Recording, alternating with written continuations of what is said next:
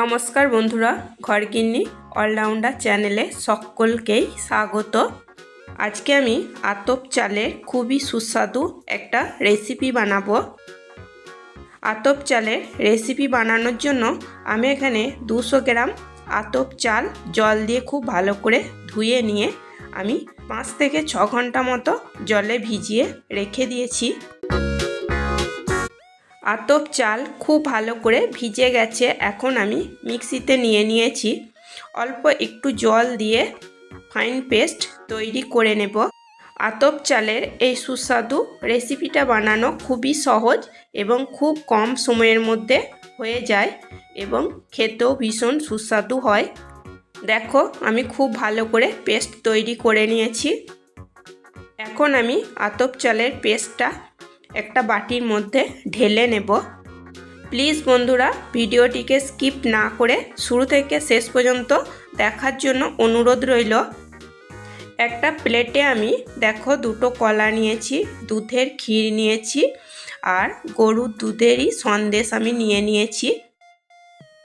এখন আমি চালের পেস্টটার মধ্যে দিয়ে দিচ্ছি গরুর দুধের ক্ষীর আর দিয়ে দিচ্ছি গরুর দুধেরই সন্দেশ। আমি যেগুলো দেখিয়েছিলাম সেগুলো আমি একটু ভেঙে নিয়ে দিয়ে দিচ্ছি।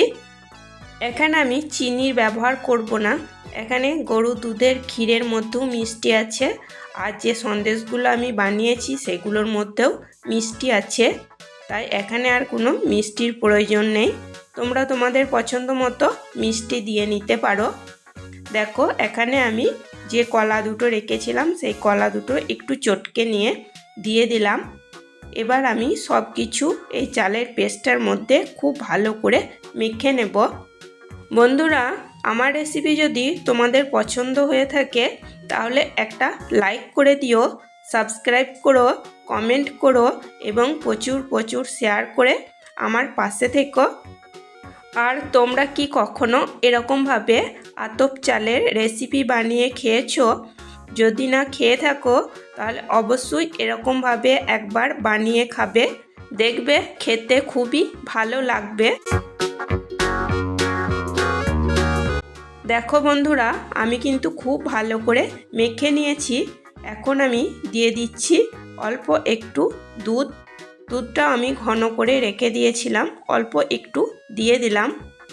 এখন আমি দুধটাও নাড়াচাড়া করে খুব ভালো করে মিশিয়ে নেব। আতপ চালের এই রেসিপিটা বানাতে গেলে খুব ঘনও হবে না আবার খুব পাতলাও হবে না, সেরকমভাবে তৈরি করে নিতে হবে। দেখো, ঠিক এরকমভাবে তৈরি করে নিতে হবে, তাহলে খেতে খুবই ভালো লাগবে। এরকমভাবে আতপ চাল একবার বানিয়ে খাবে, দেখবে এটা খেতে কতটা টেস্টি হয়। আজকের মতো এই পর্যন্তই। আবার আসবো অন্য কোনো নতুন রেসিপি নিয়ে।